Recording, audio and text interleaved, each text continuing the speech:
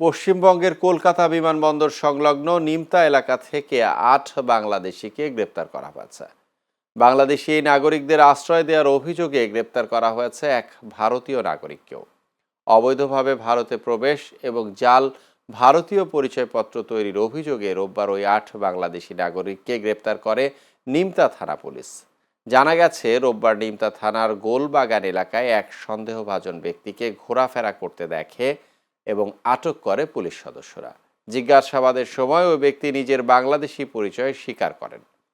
নিমতার ফতুল্লাপুর এলাকায় একাধিক বাংলাদেশি নাগরিকদের অবৈধভাবে থাকার তথ্যও দেন তিনি। এরপর রোববার স্থানীয় সময় গভীর রাতে ফতুল্লাপুর এলাকায় অভিযান চালিয়ে আরও ৭ জন বাংলাদেশি নাগরিককে গ্রেফতার করা হয়। পাশাপাশি শাহিদুল ইসলাম নামে এক ভারতীয় নাগরিককেও গ্রেফতার করা হয়েছে। শাহিদুলের বিরুদ্ধে অভিযোগ, টাকার বিনিময়ে তাদের আশ্রয় দিয়েছিলেন তিনি। পুলিশ জানিয়েছে, গ্রেপ্তারকৃতদের ব্যারাকপুর আদালতে তোলা হয়েছে।